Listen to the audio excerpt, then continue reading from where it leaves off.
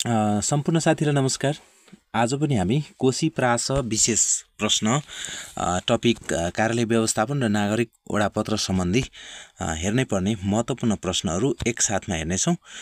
साथीहरु, तपाईहरु यो जीपी लामा 24 युट्युब च्यानलमा नयाँ हुनुहुन्छ भने प्लिज एक लाइक अनि सब्स्क्राइब गरेर पनि जोडिनका लागि अनुरोध गर्दछु, ताकि हामीले अपलोड गरेको भिडियोहरू सबैभन्दा पहिले तपाईको युट्युब च्यानलमा आउनेछौँ। अब हामी ढिला नगरिकन प्रश्नतर्फ लाग्नेछौँ है त साथीहरु। हामीहरू कार्यालय सम्बन्धी प्रश्नहरू लिएर आइरहेका छौँ। कार्यालय सम्बन्धी महत्त्वपूर्ण प्रश्नहरू लिएर आइसकेको छौँ है त साथीहरु। तपाईहरुले यो हेर्न सक्नुहुनेछ है त। ल, कार्यालय सम्बन्धी हामी प्रश्न सरासरी तपाईहरुलाई जानकारी दिनेछौँ है त। सर्वप्रथम त कार्यालयको परिभाषा म तपाईहरुलाई जानकारी गराउँछु। कार्यालयको परिभाषा यस्तो छ, हेर्नुस् त। यहाँ कुनै निश्चित कार्य गर्न तोकिएको स्थानलाई के भनिन्छ त? कार्यालय भनिन्छ। के त साथीहरु? कुनै निश्चित कार्य गर्नका लागि तोकिएको स्थानलाई कार्यालय भनिन्छ है। अब यहाँ हेर्दाखेरि कार्यालयको आधारभूत तत्त्वहरू के हुन् भनेर कहिलेकाहीँ एक्जाममा एकदमै महत्त्वपूर्ण यो भिपिआई छ साथीहरु है। तपाईहरु एकदमै सोध्न सक्छ, यो जहिले पनि चक्र सोध्छ। धेरै प्रश्नहरू सोधिरहेको छ यो कार्यालय व्यवस्थापनबाट। कार्यालयको आधारभूत तत्त्व भनेर के चाहिन्छ त? यो नेनी भनेर सम्झिनु। यो नेनी योजना, संगठन, नेतृत्व, नियन्त्रण। हेर्नुस् त, यो नेनी है, योजना, संगठन, नेतृत्व, नियन्त्रण, यो कार्यालयको आधारभूत तत्त्व अन्तर्गत पर्दछ है त साथीहरु। तपाईहरु यसमा नझुकिनु होला है। ल, अब त्यसो भए हामी हेरौँ कार्यालयको प्रकार। अब हेरौँ त साथीहरु, कार्यालयको प्रकार कति किसिमको हुन्छ त साथीहरु? 4 प्रकारको हुन्छ। हेर्नुस् त, के छ? शासकीय संरचनाका आधारमा, अर्को सांगठिक संरचनाको आधारमा, अर्को रहेको छ उपस्थितिका आधारमा, र अर्को चाहिँ स्वामित्वका आधारमा भनेर तपाईहरुलाई दिएको छ साथीहरु। तपाईहरुलाई फेरि पनि मैले जानकारी दिए साथीहरु। तपाईहरु यो जीपी लामा 24 युट्युब च्यानलमा यदि नयाँ हुनुहुन्छ भने प्लिज जोडिनुहोस्, ताकि हामीले लोकसेवा, शिक्षक सेवा आयोग, बिनी, प्रास र खरिदार नासुको लागि एकदमै महत्त्वपूर्ण जीकेहरू लगायत शिक्षक सेवा आयोगको प्रथम पत्रको भिडियोहरू हामीले तपाईहरुको सामु दैनिक रूपमा ल्याइरहेका छौं र महत्त्वपूर्ण प्रश्नहरू पनि सँगालेर हामीले ल्याइरहेका छौं है त साथीहरु। अब हामी ढिला नगरिकन सरासरी जानेछौं है त। कार्यालय व्यवस्थापनमा तपाईलाई एकदमै महत्त्वपूर्ण प्रश्न छ यहाँ। फोरियामको अर्थ जहिले पनि सोधिरहेको हुन्छ यो। कार्यालय व्यवस्थापनमा फोरियामको अर्थ के हुन्छ भनेर तपाईहरुलाई कहिलेकाहीँ सोध्न सक्छ। यसको चाहिँ के रहेको छ त साथीहरु? Main, method, money, materials. हेर्नुस् त, एम जम्मा 4M को अर्थ चाहिँ के हुने रहेछ? मेन, मेथड, मनी, मेटेरियल्स चाहिँ हुने रहेछ है त। अब हामी जाउँ कार्यालय व्यवस्थापनको तत्त्व अन्तर्गत। यो पनि तपाईहरुलाई तत्त्व अन्तर्गत यो पनि क्रम मिलाउनु सोध्छ है। कार्यालयका के सोध्छ भन्दाखेरि कार्यालय व्यवस्थापनको तत्त्व अन्तर्गत तलको मध्ये कुन पर्दैन, कुन चाहिँ पर्छ भनेर सोध्न सक्छ।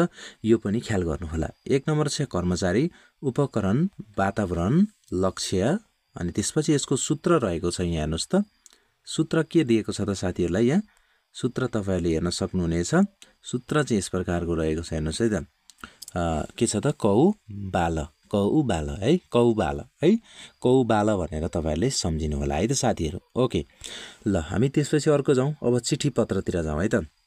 जम्मा चिठी पत्र कति प्रकारको हुन्छ त साथीहरु? 2 प्रकारको हुने रहेछ हैन। एउटा के छ? प्राथमिकताका आधारमा, त्यसैगरी अर्को के छ? गोपनीयताको आधारमा भनेर रहेको छ है। चिठी प्रकारको आधार चाहिँ एउटा गोपनीयताका आधारमा, एउटा प्राथमिकताका आधारमा भनेर दिएको छ। ल, अब हामी चिठी पत्र, हामीलाई लगभग चिठी पत्र सम्बन्धी चाहिँ अलिकति त्यति धेरै सोधिदैन। अब अभिलेख सम्बन्धी तपाईहरुले सोध्ने गर्छ। यो जहिले सोधिरहेको हुन्छ। अभिलेखका पिता भनेर कसलाई चिनिन्छ? पिता भनेर कसलाई चिनिन्छ साथीहरु? यो हेर्नुस् त, MM जोन्सन है, MM जोन्सन। अब MM जोन्सन सम्बन्धी अरु प्रश्न के जान्न जरुरी छ भने उसले कति प्रकारको अभिलेख व्यवस्थापन व्यवधान गरेको छ भनेर सोध्न सक्छ। कति रहेछ त साथीहरु? 4 प्रकारको रहेको रहेछ है। 4 प्रकार चाहिँ के रहेछ त साथीहरु? अभिलेख रहेछ है त। 4 प्रकारको अभिलेख चाहिँ व्यवस्थापन गरेको थियो।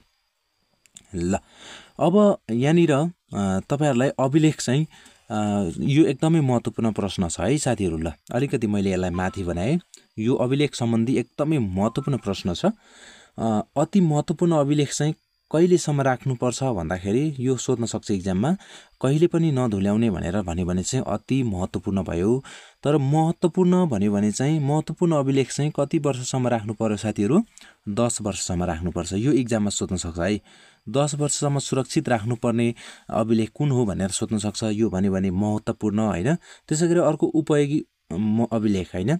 उपयोगी अभिलेख भन्नाले कति वर्षसम्मको अभिलेखलाई चाहिँ सुरक्षित साथ राख्नुपर्छ भन्यो भने चाहिँ 1 वर्षदेखि 10 वर्षसम्म राख्नु पर्यो भने चाहिँ त्यो के रहेछ त? यो उपयोगी अभिलेख भनेर चिनिन्छ। त्यसै गरी कम उपयोगी अभिलेख भन्यो भने चाहिँ के रहेछ त साथीहरू? 1 वर्षसम्म चाहिँ सुरक्षित राख्नुपर्ने रहेछ है। यो कुरामा चाहिँ तपाईँहरू कन्फ्युज नहुनु होला। जम्मा हामीले 4 प्रकारको अभिलेख पढेका छौँ नि होइन।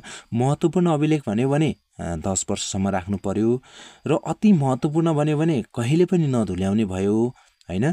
अनि त्यसपछि उपयोगी भन्यो भने 1 वर्षदेखि 10 वर्षसम्म राख्नुपर्ने हुन्छ र कम उपयोगी भन्यो भने चाहिँ कति हुने रहेछ साथीहरू? 1 वर्षसम्म चाहिँ सुरक्षित राख्नुपर्ने हुन्छ।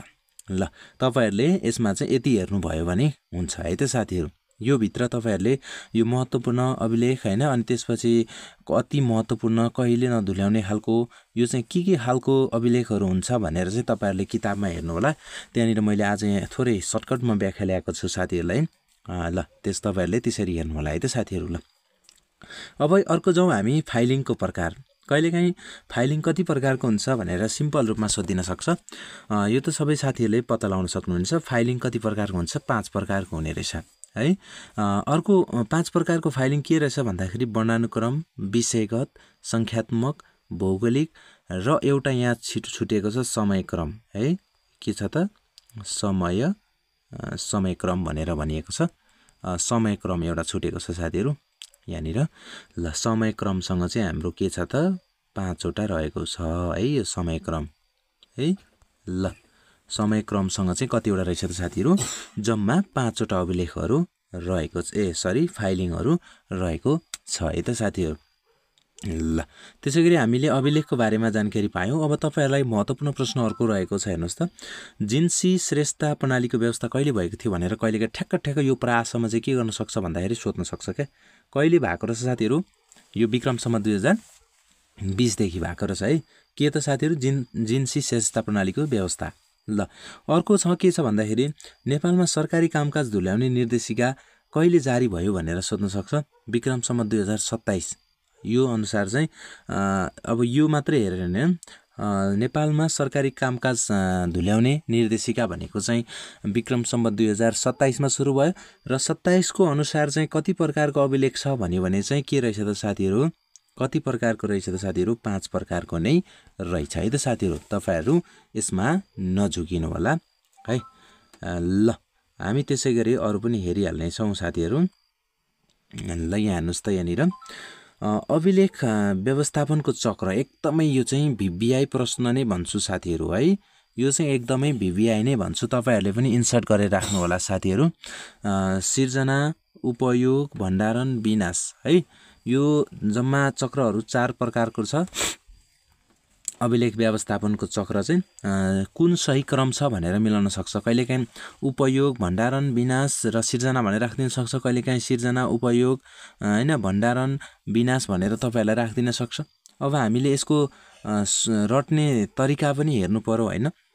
सियु भवि भनेर पढ्नु पर्यो। सियु भवि है साथीहरू, नझुकिनु होला। के भनेर पढ्नु पर्यो साथीहरू? सियु भवि। ल सियु भवि, सियु भिभी यसरी पढ्नु पर्यो। यो चाहिँ के त भन्दाखेरि अभिलेख व्यवस्थापनको चक्र। यो एकदमै महत्त्वपूर्ण छ। भिपिआई पनि छ है साथीहरू। सोध्न सक्ने खालको प्रश्न छ। एकदम यसलाई राम्रोसँग हेर्नु होला है त साथीहरू। ल अब हामी जाउँ त्यसै गरी अर्कोतर्फ र साथीहरूलाई फेरि पनि मैले जानकारी गएँ। तपाईँहरू जिपी लामा 24 युट्युब च्यानलमा चाहिँ नयाँ हुनुहुन्छ भने प्लिज एक लाइक अनि सब्सक्राइब गरेर पनि जोडिनको लागि अनुरोध गर्छु, ताकि हामीले अपलोड गरेको भिडियोहरू सबैभन्दा पहिले तपाईँहरूले के त पाउनुहुनेछ। ल हामी अब जाउँ नागरिक वडापत्र सम्बन्धी है त साथीहरू। हामी जाउँ के सम्बन्धी? नागरिक वडापत्र सम्बन्धी व्यवस्थामा त है त। ल हामीले एकदमै रट्नका लागि, पढ्नका लागि एकदम सहज तरिकाले नोट बनाएको छ साथीहरू। ल नागरिक वडापत्रको सुरुवात कहाँबाट भयो? बेलायतबाट भएको थियो। अब बेलायतमा सुरुवात गर्ने व्यक्ति को थियो साथीहरू? John Major. हेर्नुहोस् त, बेलायतमा सुरुवात गर्ने कहाँबाट भयो? बेलायतबाट। बेलायतमा सुरुवातकर्ता को हुन्? जोन मेजर हो होइन। त्यसो भए यो अब कहिले भयो भनेर सोध्न सक्छ। कहिले सुरुवात भयो भन्दाखेरि 1991 जुलाई 21 भयो भनेर भन्न सम्झिन सकिन्छ है त साथीहरू। यसमा तपाईँहरू कन्फ्युज हुनु भएन। अब अर्को प्रश्न तपाईँहरूलाई राखिदिन सक्छ होइन, नेपालमा चाहिँ कहिले सुरु भयो भनेर भनिदिन्छ। नेपालमा कहिले भयो? विक्रम सम्वत 2056बाट सुरु भयो होइन। त्यसै गरी अर्को पनि छ सुशासन ऐन 2000। सुशासन ऐन चाहिँ कुन हो भने 2064। अब पारित कहिले भयो भन्दा 2064 10-23 गते होइन। माघ 23 गते चाहिँ के भयो त साथीहरू? यो पारित भयो भन्ने कुरा हो। ल अब अर्को प्रश्न तपाईँहरूलाई महत्त्वपूर्ण सोध्न सक्छ। सुशासन ऐन 2064मा कति दफा भनेर सोध्न सक्छ है। दफा कति रहेको रहेछ? दफा कति रहेको रहेछ साथीहरू? दफा कतिवटा रहेको छ है? हेर्नुहोस् त यहाँनिर दफा कतिवटा रहेछ? 47वटा रहेछ होइन। दफा चाहिँ 47वटा रहेछ। अब हामीलाई अर्को पनि छ सुशासन नियावली 2065। सुशासन ऐन 2064 हो भने सुशासन नियावली 2065। यसमा फेरि कतिवटा दफा रहेछ? यो कहिले पारित भएको रहेछ साथीहरू? हेर्नुहोस् त 2065 9 महिना 18 गते भएको रहेछ। यो पनि तपाईँहरूले नोट गरेर राख्नु होला। र फेरि यसमा कति दफा छन् भनेर कहिलेकाहीँ सोध्न सक्छ। एक घटी हो। ऐनमा चाहिँ 47वटा थियो भने यसमा चाहिँ कतिवटा? 46वटा रहेको छ। अब यसको नियम कतिमा चाहिँ नागरिक वडापत्रको व्यवस्था गरिएको छ भनेर कहिलेकाहीँ प्रश्न सोध्न सक्छ होइन। यो के भन्छ अरे सुशासन नियावली 2065मा होइन कति नियममा चाहिँ नागरिक वडापत्रको व्यवस्था छ भनेर सोधिदिन सक्छ कहिलेकाहीँ होइन। यसमा चाहिँ हामीले के भन्नु पर्यो साथीहरू? नियम नम्बर 14 है। नियम 14मा चाहिँ के थियो त साथीहरू? नागरिक वडापत्रको व्यवस्थापन भएको थियो भनेर तपाईँहरूलाई प्रश्न राखिदिन सक्छ होइन। यसरी तपाईँहरूले टक्क हेर्नु होला। एकदमै महत्त्वपूर्ण प्रश्न पनि छ तपाईँहरूको लागि यो। ल अर्को छ हामीलाई सोध्ने खालको प्रश्न, क्षतिपूर्ति सहितको नागरिक वडापत्र जारी कहिले भएको थियो भनेछ भन्दाखेरि यो चाहिँ कहिले भएको थियो त? 2079 10 महिना 15 गते भएको थियो। कहिले भयो साथीहरू? 2079 10 महिना 15 गते नै भयो होइन। अब थालनी कहिले भयो त? यसको लागु चाहिँ कहिले भयो त? 2070 साल 1 वैशाख 2 गते भएको थियो होइन। अब तपाईँहरूलाई एकदमै महत्त्वपूर्ण अर्को प्रश्न छ होइन। अर्को महत्त्वपूर्ण प्रश्न के छ? सुशासन शब्दको हेर्नुहोस् त, सुशासन शब्दको प्रयोग गर्ने संस्था कहिलेकाहीँ यो सोध्न सकिन्छ। सुशासन शब्दको प्रयोग गर्ने सबैभन्दा पहिलो प्रयोग गर्ने संस्था कुन हो भनेर सोध्यो भने त्यो कुन रहेछ त साथीहरू? यहाँ हेर्नुहोस् त कुन रहेछ यो? कुन रहेछ साथीहरू? ल यसको सही उत्तर विश्व ब्याङ्कले चाहिँ सुरुवात गरेको थियो। कहिलेकाहीँ कहिले भनेर पनि सोधिन सक्छ। विक्रम सम्वत सन् 1989मा गरेको थियो होइन। विश्व ब्याङ्कले सबैभन्दा पहिला सुशासन शब्दको प्रयोग होइन त। अब नेपालमा फेरि अर्को तपाईँलाई प्रश्न सोधिन सक्छ होइन। नेपालमा कुन आवधिक योजनादेखि चाहिँ के सुरु भयो? सुशासन सुरु भयो होइन। कुन आवधिक योजनादेखि? यो पनि एकदमै भिभिआई छ साथीहरू है। भिभिआई छ कुन आवधिक योजनादेखि सुरु गर्यो भनेर चाहिँ। ल यो यसको सही उत्तर 9औं योजनादेखि होइन। अब तपाईँहरूलाई यसको विद्यालय क्षेत्रमा सोध्ने प्रश्न भनेको यो हो, विद्यालयमा सुशासन व्यवस्थापन गर्ने संस्थागत जिम्मेवारी कसको हुन्छ भनेर सोधिन सक्छ होइन। संस्थागत जिम्मेवारी कसको हुन्छ? विवेचक हो। र पदीय जिम्मेवारी भनेको कसको हुन्छ साथीहरू? प्रधानाध्यापकको हुन्छ अथवा प्रहको हुन्छ है। प्रधानाध्यापक र प्रहको हुन्छ। साथीहरूले यो कुरा पनि ख्याल गर्नुपर्ने हुन्छ है। यति महत्त्वपूर्ण प्रश्नहरू छ साथीहरू। भिभिआई छ, साथीहरूले यसलाई एकदम राम्रोसँग गहिरेर नोट बनाउनु होला है साथीहरू। ल अलिकति यहाँ हेर्नुहोस् त। अब टिप्पणीको बारेमा पनि थोरै यहाँलाई जानकारी गराएँ मैले। टिप्पणी भनेको कति प्रकारको हुन्छ? सकारात्मक र नकारात्मक प्रतिक्रिया जनाई आफ्नो विचार र माथिल्लो तहमा स्वीकृतिका लागि आफ्नो विचार चाहिँ माथिल्लो तहमा स्वीकृतिका लागि पेश गरिने निर्णय हो भनेर भनिएको छ। सर्टकटमा रट्नु पर्यो। सकारात्मक र नकारात्मक प्रतिक्रिया जनाई आफ्नो विचार माथिल्लो तहमा स्वीकृतिका लागि पेश गरिने निर्णय हो भनेको छ हैन। अब तपाईहरुलाई टिप्पणीको गुणहरु के हुन्छ भनेर सोध्न सक्छ हैन। के हुन सक्छ साथीहरु, यहाँ मैले सूत्र पनि दिएको छु। शशी आसु वैशमा प्रस्प भनेर यहाँ सूत्र पनि राखिदिएको छु है।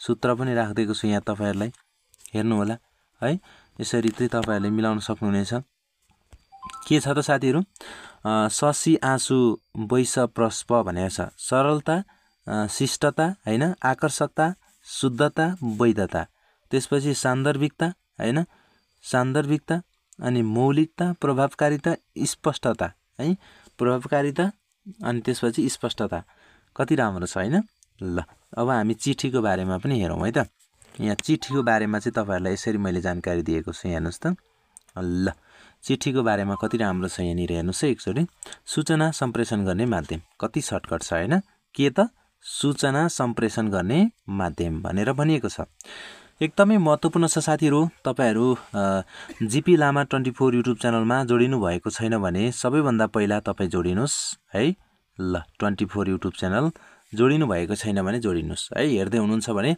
जोडिहाल्नुस् एक लाइक गरेर सब्स्क्राइब गरेर जोडिहाल्नुस् है ल अब हामी सूचना सम्प्रेषण गर्ने माध्यम कहिलेकाहीँ चिठी भनेको के हो भनेर पनि सोधिन सक्छ हैन ल अब सामान्यतया चिठीको प्रकार भनेको छ चिठी कति प्रकारको हुने रहेछ 3 प्रकारको हुन्छ है 3 प्रकारको हुने के भन्यो भने हेर्नुस् त यहाँ निर सूत्र दिएको छ घ व्याका भनेर है सूत्र के रहेको छ घ व्याका घरायसी व्यावसायिक र कार्यालय घ व्याका चिठी भनेको के रहेछ घ व्याका चिठीका प्रकारहरु चिठी पत्रका प्रकार हेर्नुस् यहाँ पनि छ प्राथमिकताका आधारमा पनि छ हैन अब त्यसपछि अर्को गोपनीयताको आधारमा पनि हुन्छ चिठीहरु कोही प्राथमिकता राखेर गर्नुपर्ने पनि हुन्छ कोही गोपनीयता राख्नुपर्ने हुन्छ त्यसको बारेमा हैन ल त्यो पनि भनेको के हो भन्ने कुरा म यहाँ तपाईहरुलाई जानकारी दिइहाल्ने छु है ल गोपनीय प्राथमिकताका आधारमा चाहिँ के हुने रहेछ साधारण